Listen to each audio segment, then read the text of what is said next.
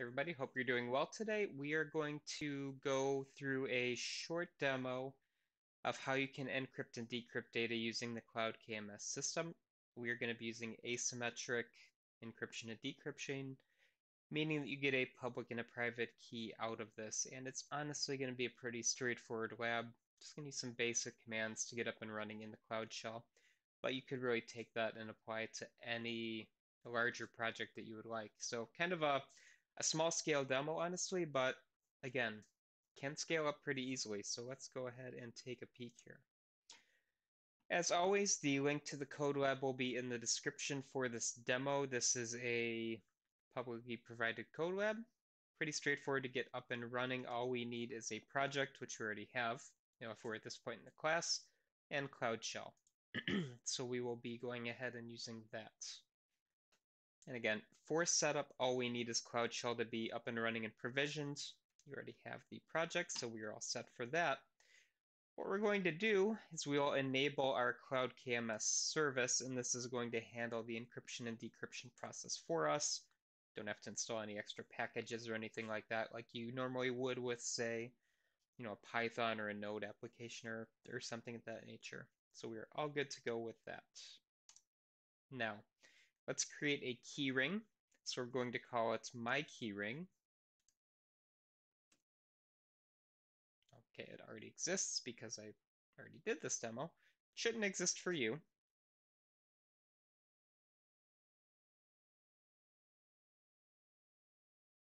So one interesting thing that I have recently learned after doing this demo and then, getting ready to do it again for you all, is that once you create a key ring, it cannot be deleted. So it is there forever, at least as of 2021.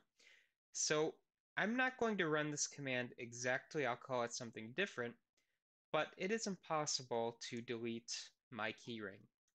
So as you see, I already have it here, my key ring. And there are 0 options to get rid of this thing. So what I'm going to do is I'm going to create a secondary key ring. And this is tied to your project, so it will go away if the project goes away, obviously.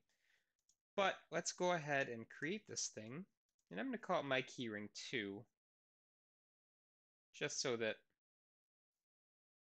we have a little bit of a difference. G-Cloud KMS.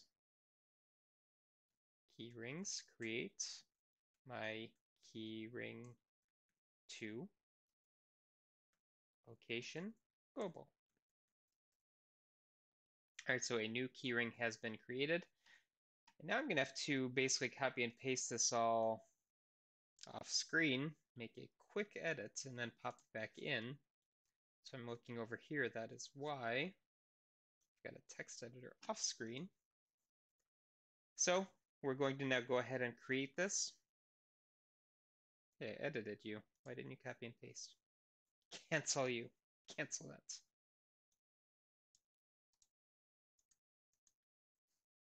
Okay, I swear the Windows copy and paste is going way downhill.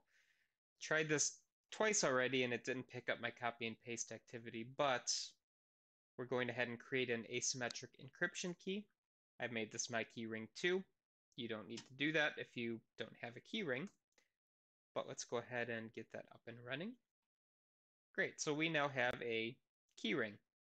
Now if we refresh my little keyring page, and again, this is in cryptographic keys under security, keyring 1, keyring 2.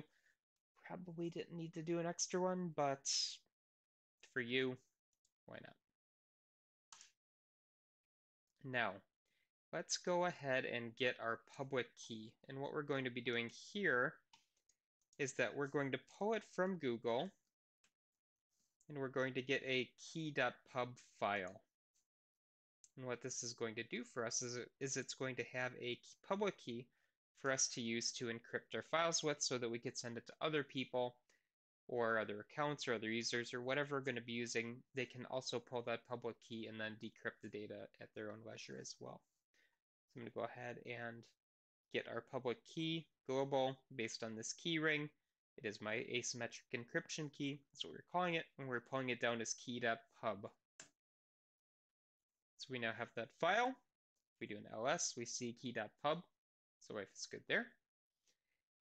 Now let's go ahead and create some data to encrypt. So let's create data.txt. Hey there, CIS680. Hope you are all doing well in the course. It is quite late here, but I'm still recording because I hurt you. Good enough. Great data to encrypt and decrypt here. So we have our data.txt file, which is the longer version of echo something redirect into data.txt. Next up, we are going to use the Openssl command, which is not strictly Google's, it's an open source command here. We're going to pull in what we just created in data.txt. We're going to encrypt it using that public key. We're using the SHA-12 encryption algorithm, and we're going to spit it out into data.txt.enc. So just copy and paste this. No off-screen changes happening because the key ring's already consumed by this key.pub, and we should have a file. So you see data.txt, data.txt.enc. And if I try to look inside data.txt, there's my info that I created, data.txt.enc, bunch of gobbledygook. It's encrypted. Just by looking at this, in theory, I should not be able to figure out what it is. Next step, let's go ahead and decrypt it. Now the command that you see here on the page before you is not really copy-pastable nicely. Just as a heads up, it is not going to work. I would highly recommend going to a text editor and copying and pasting this command without all of the new lines that you see here because it just will die on you. So I did that basically copy paste. You don't see any broken new lines in here, which is the issue, honestly. What we're going to do is we're going to use the asymmetric decrypt flags for Cloud KMS. We're going to use our key ring, going to use our asymmetric encryption key, and decrypt data.txt.enc. And if this worked, we should see that I love you all.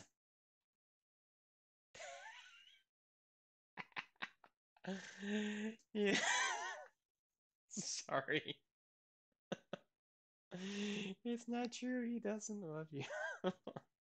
It's getting late. It's my keyring too. There it is. I'm still leaving that in too.